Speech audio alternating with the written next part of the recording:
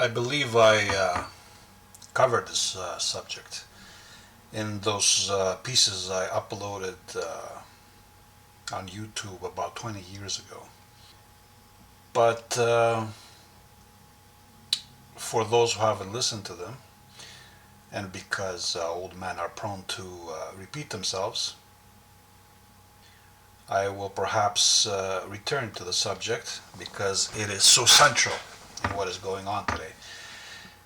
Sex sells, and what we are experiencing today in the West is a shift in sexual dynamics. Well, it started many decades ago, but it's reaching its peak of absurdity in the current system. And this is why, in my opinion, the American empire is in decline. It's one of the factors that is contributing to its decline because sex is nature's answer to mortality. And until man finds an alternate way of replicating himself, sex will be at the core of his psychology, as Freud was obsessed with the subject of sex.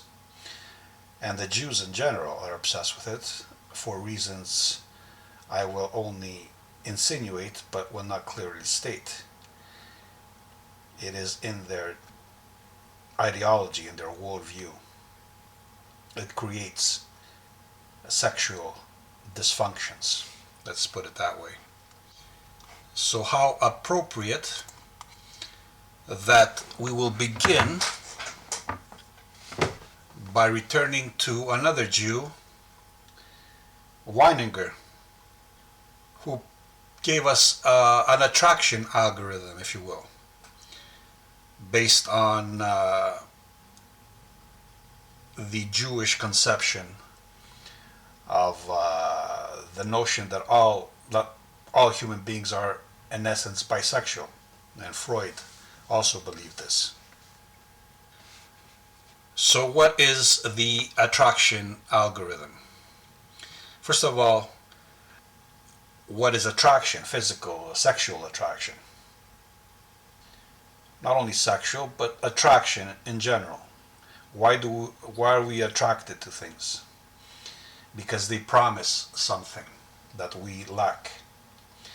A probability, a possibility. Probability being a qualifier of possibility. Whatever has a higher possibility is called a probability. And that is particularly attractive. So we're playing the odds here because life is at its core insecure and vulnerable and weak and imperfect. And this is why anything that indicates a higher degree of order, or to put it mathematically, a higher odds or a higher degree of probability is always seductive and attractive to us. We are attracted to what is higher, what promises higher order, because we are organisms. We are creatures of order. We are self-organizing. That is, we are imposing order upon a world, a cosmos that is entropic, in a state of increasing disorder, tending towards absolute chaos. From the Big Bang, where we could say it was the closest point to absolute order that existence reached, we are now into the phase of increasing disorder, entropy, and we experience this as linear time. And this is essential in order to understand what sex is and why we are sexually attracted to things, to people. So what is beauty? In general, the ancient Greeks knew what beauty is, but moderns have forgotten. It's not in the eye of the beholder. It's not subjective. It is an objective standard. It is physical and mental proportionality, ideal physical proportions that indicate functionality in a cosmos that is in flux. So whatever is indicates a higher degree of success, survival success, in the form of a physical form of proportions, is attractive to us, sexually attractive. Each species has its own proportions that it finds attractive. And the same can be said for mental and or psychological proportions. Another aspect of attraction is symmetry. Symmetry indicates resistance to change and environmental conditions, including diseases and parasites. So symmetrical faces. Too much symmetry is, of course, dysfunctional. So there has to be a balance between symmetry and proportionality. Proportionality sacrifices symmetry in a world in flux where chaos is present in order to attain functionality, higher degrees of efficiency. Higher degrees of efficiency multiply effectiveness, that is, the probability of success. In humans, it is best displayed by the 7-10 rule. In males, it is between his waist and his chest. 7 waist, 10 chest. In females, it is between her waist and her hips, indicating, of course, reproductive functionality. That's why we're attracted to butts of a certain shape and to the female form, the hourglass. And women are attracted to broad shoulders. They're not attracted to too much musculature. The swimmer's body, I would say, is their ideal, because that indicates effectiveness, efficiency. Weinberger's formula now. And of course, Weinberger being a Jew, he must have had an understanding, an awareness that Judaism has 8 genders. If we wonder where the current insanity concerning the hundreds of genders that are being invented, well, it comes from, I've called it Abrahamism in the past, to conceal the actual source, which is Judaism. As I said before, gender is sexual reproductive roles applied within social environments. They are not arbitrary. Their bases are the male and the female sexual reproductive roles. And another aspect of attraction, what I mentioned before, the proportions and symmetry, is that it indicates fitness. Biologically speaking, fitness represents a higher probability of passing on your genes, of reproducing, which is another way of saying surviving, because reproduction is an extension of survival. The individual may not survive, but his genes survive. And as Dawkins said, selfish genes. So let's return to gender. Gender, like again, is how sexual roles are applied within social circumstances, cultural ideals, ideologies, worldviews. So there are 2 genders. Where does this notion of multiple genders come from? I think it corresponds to the fact that mutations, and the fact that in modern times mutations, unfit mutations that would have been excluded from the gene pool due to culling or due to the female's role as a filtering agency, they would not have replicated. and so they will not have been passed on to the next generation. But in modern times, they are, and I've explained why this is so in Americanism and in all nihilistic in societies governed by a nihilistic doctrine, dogma. And Abrahamic spirituality is a nihilistic dogma. And I think I've explained why I think so. And I might return to the subject later on or in another vid. So when they say, the postmoderns, the moderns, the Americanized, because this is an American phenomenon, when they say that there's a range of genders, what they're trying to do is conceal the fact that the mutations are unfit and that they've been allowed to propagate. So they invent these genders to represent each mutation, the psychosomatic manifestations of each compounding of mutations, creating all kinds of dysfunctions and expressed through fetishes. So what they call multiple genders, I call the range of the masculine and feminine, indicating fitness.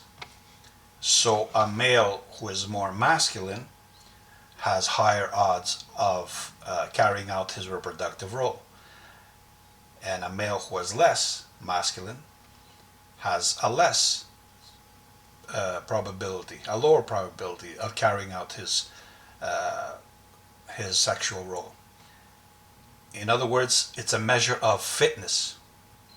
We don't have to invent new novel genders just to escape the fact that of superiority and inferiority, because that's what it comes down to. They want to reject the idea of superior and inferior, and so they invent this multiple genders, most of which are so ridiculous that no rational mind could stomach them. So the physical and the mental psychological traits that facilitate the sexual role of a man, of a male, are called masculine, and those of a female are called feminine. And if a female, let's say, is more masculine, that means she's less fit and less likely to pass on her genes. So Weiniger, as a good Jew, ironically, Weiniger and Heisman were both of Jewish descent. That means they identified as Jews, and both of them committed suicide for reasons which are explicable if you understand what Judaism is. And they were whistleblowers. If you read Weiniger and his critique of Judaism, you will understand.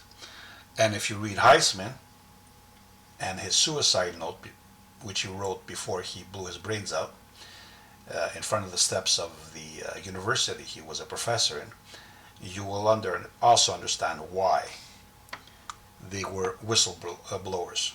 So in Weiniger, we see this Jewish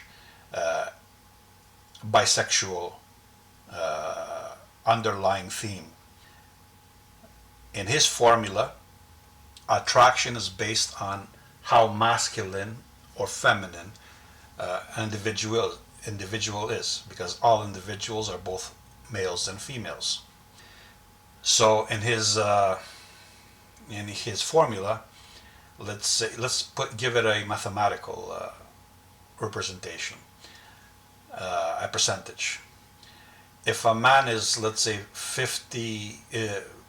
80% masculine and 20% feminine, he will be naturally attracted to an individual who's the reverse, because opposites attract. This is where the idea of opposites attracting comes into modern zeitgeist.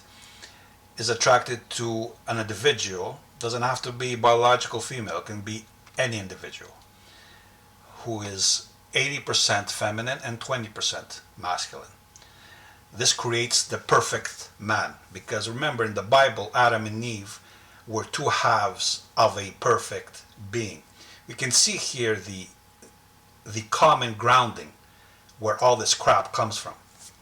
Therefore, an individual who was 60% masculine and 40% feminine would be attracted to an individual who was the inverse, 40% masculine and 60% feminine. At this point, we've reached the 50-50 balance, which is where homosexuality enters the picture.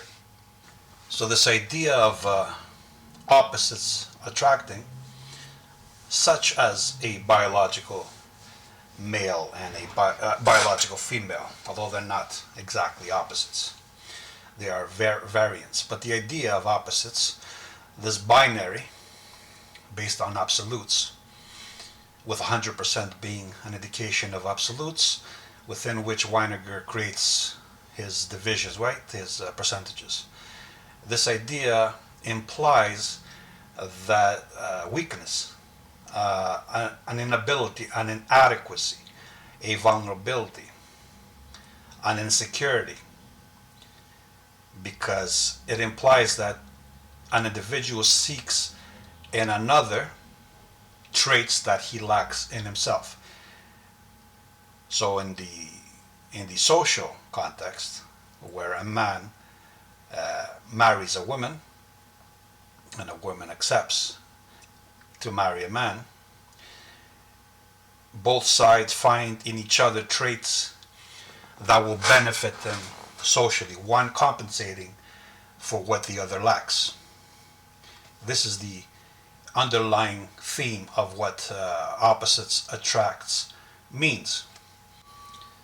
But let me offer some caveats to make things a little more intricate, a little more complex.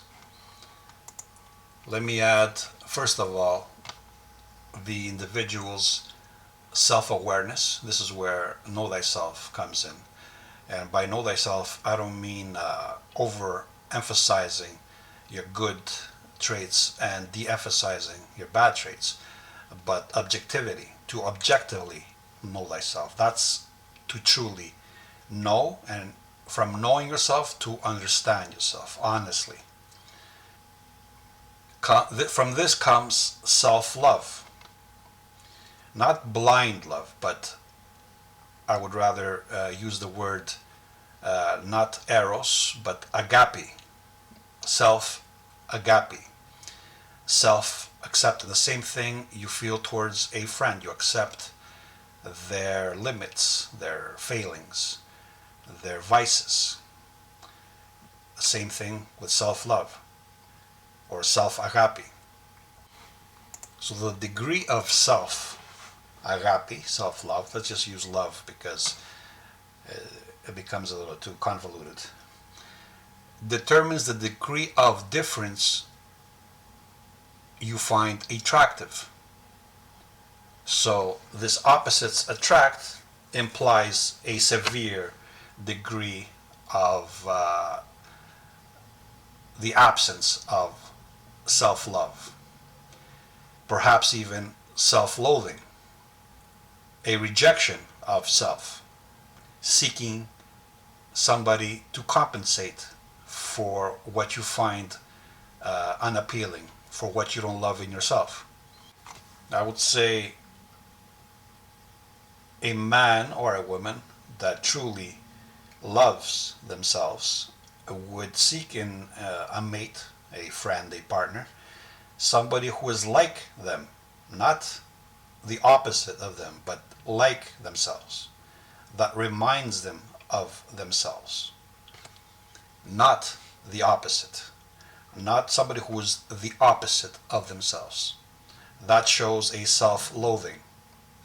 The extreme of this would be the mythological story with Narcissus, from where the term narcissism comes from. He falls in love with his own image. That is, he is so in love with himself that he requires no other. Of course, this is a psychosis, because No man is completely happy with himself, right? So then this self-love can never be absolute. He will always need somebody who is slightly different than himself. So we're talking about a degrees here, not absolutes. Narcissism, as I've tried to explain elsewhere, is hypocritical. It is overcompensation. So when we're talking about self-love, we're talking about a healthy amount of self-love, an acknowledgement that we have failings, but accepting these failings. So the degree of self-love is a factor determining whether or not we're attracted to what is opposite or what is more like us or more like how we perceive ourselves. Because self-perception can also be prone to self-deception.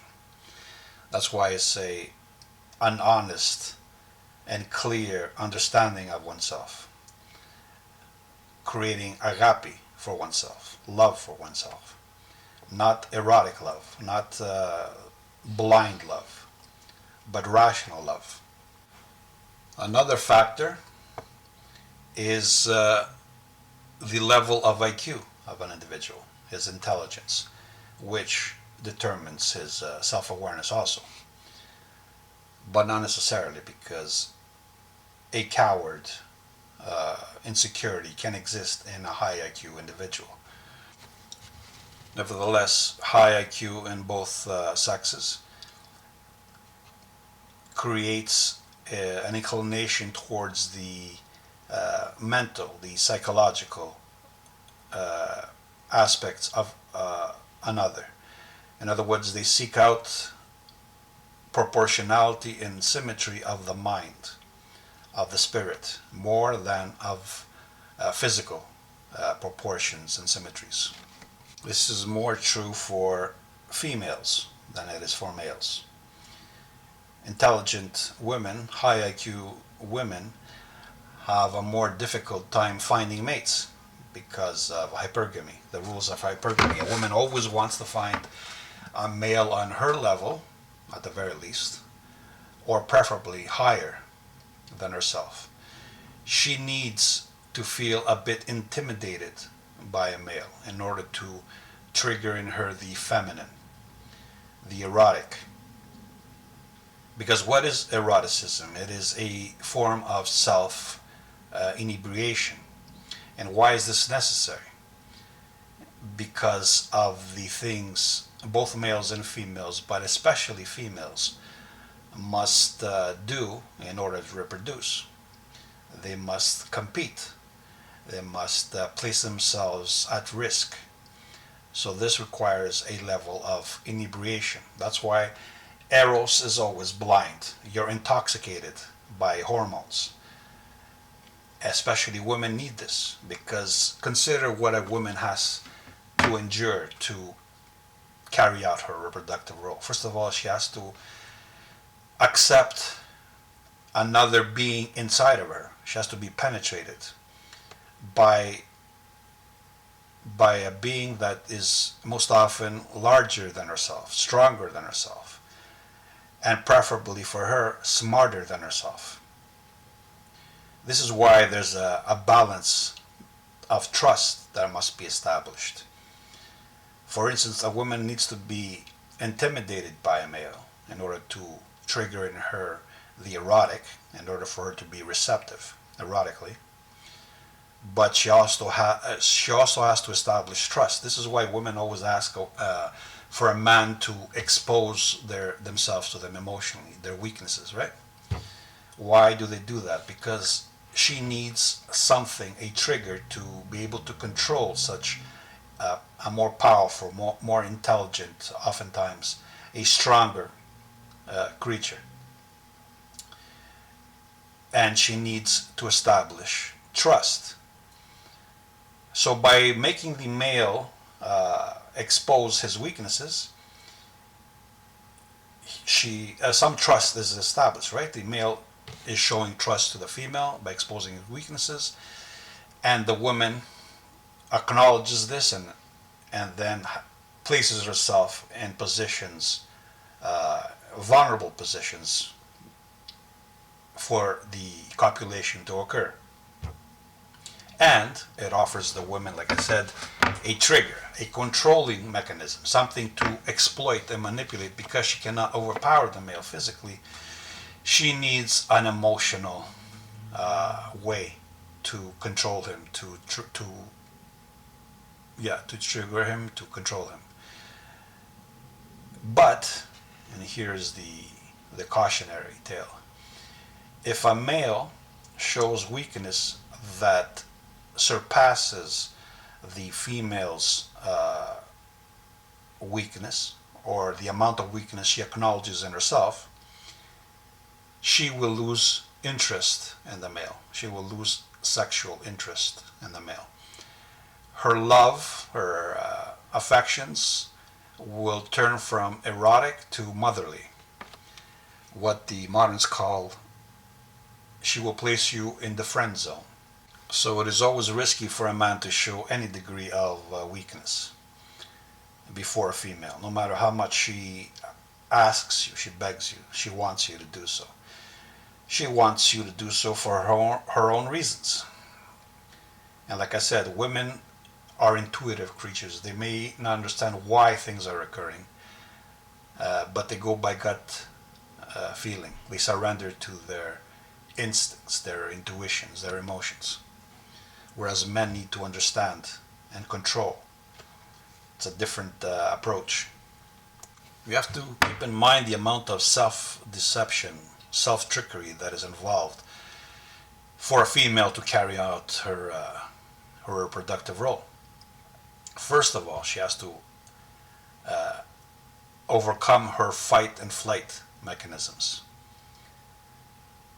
So she has to be erotically prepared, hormonally intoxicated in order for this to occur. She has to be penetrated. Then her body, her physical autoimmune systems have to be tricked for the sperm to reach the ova. And then during gestation, she has to tolerate a foreign element inside her physical being.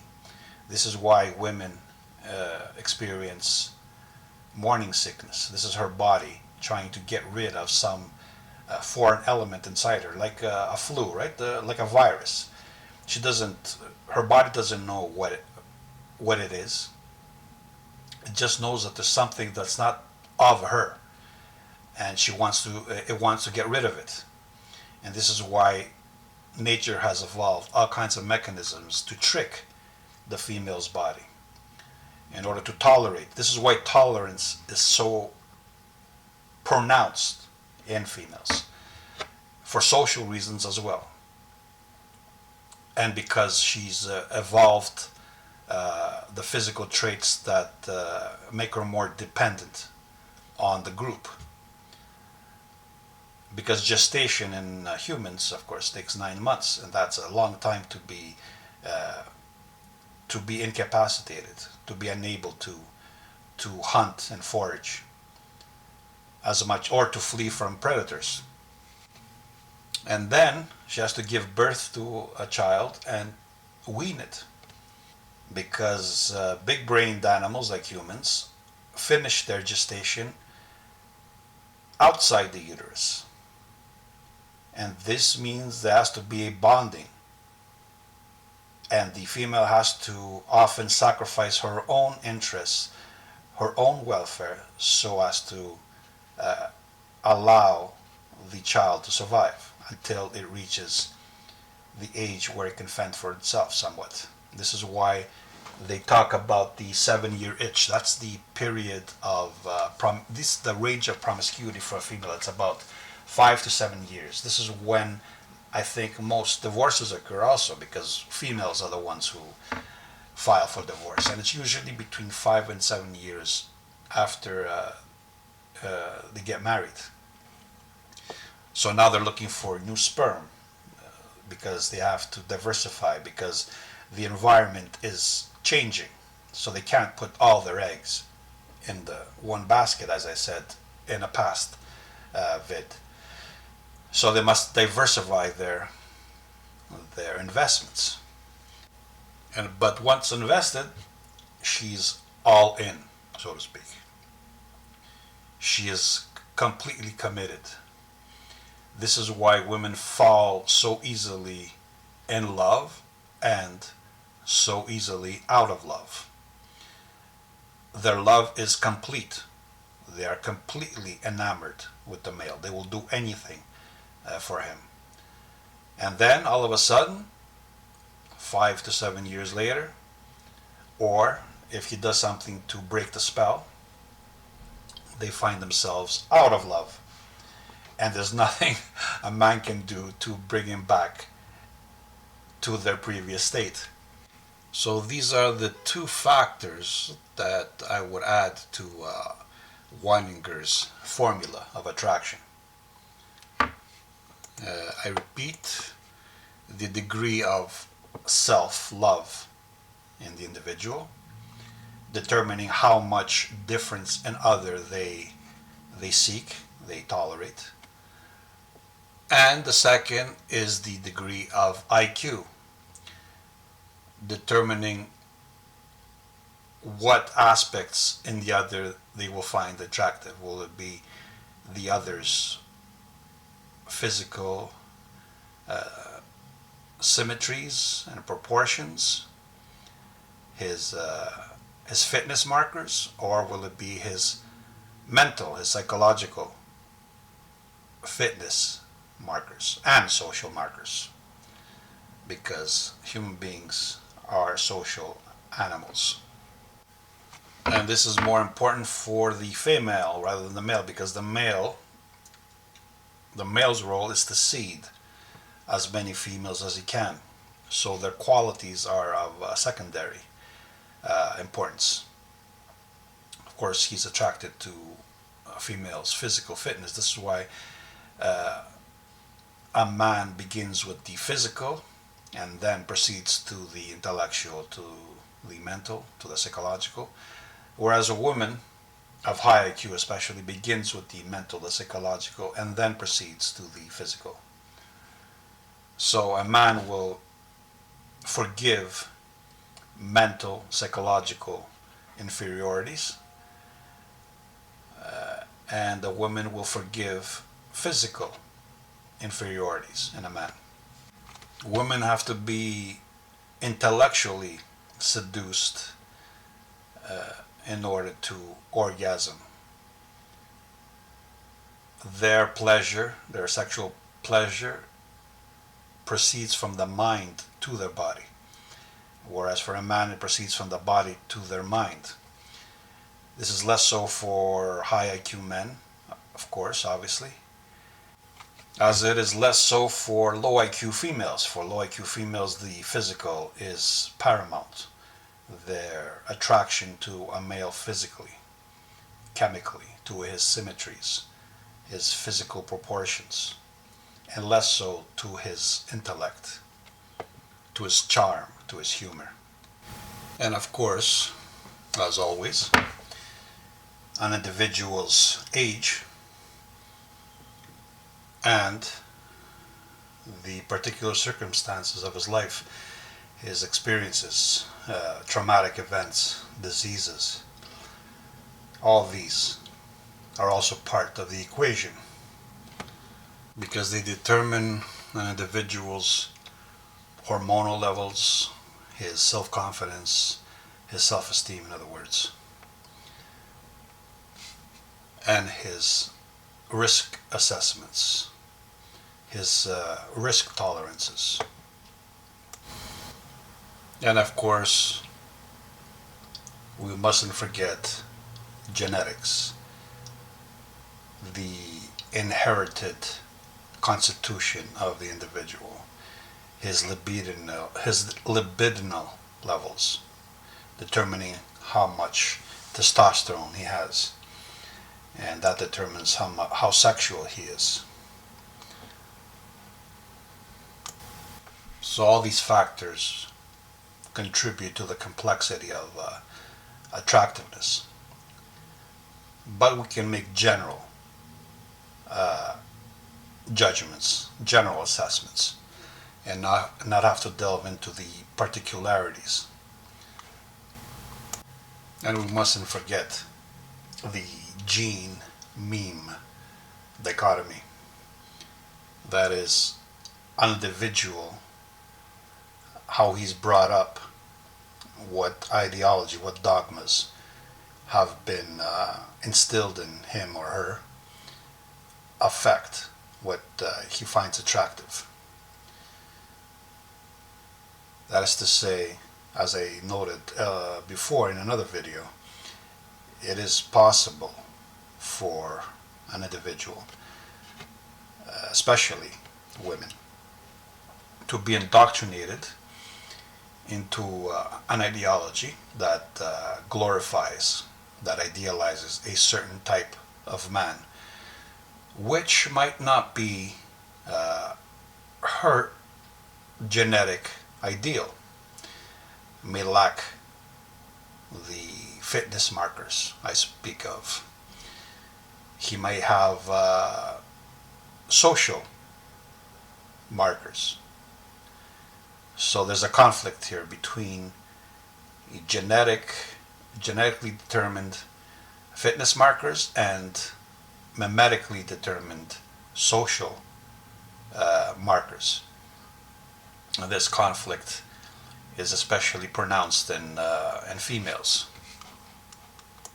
It's all part of a female's nature as a sperm sampler, as shopper, as forager.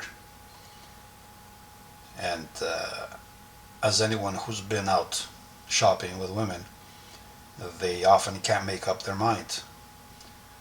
They can't decide what clothes to buy, what food to order. It's because women are, as I've said, the perfect representations of nature, which is chaotic and ordered. That's why Mother Nature is always female. And because females are more adaptive than males. And so they are more easily indoctrinated, assimilated. So they might be indoctrinated into a dogma which contradicts their natural genetic impulses. And this will confuse them. They will be unable to decide. They will find some men attractive socially, while they find other men attractive physically. They might find some men attractive intellectually, but they might find other men attractive pragmatically, or in regards to wealth and social status. Men are far more simpler in this regard. They can have sex with a woman even if they find they're intellectually inferior to them. It doesn't matter to them.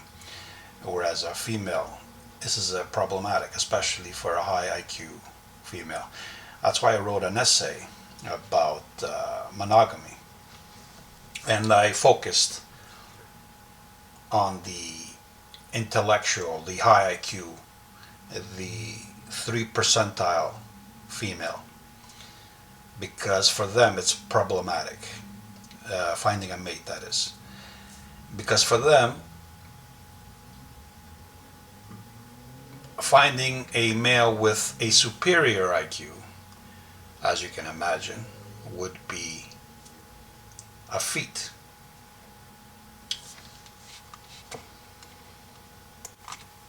The higher her IQ, the more rare would be a male with a superior IQ than hers. And she, of course, like I said, she cannot tolerate low IQ males. For her, it's an affront. It's an insult. It's a bad investment. And if she settles for one, she will be miserable.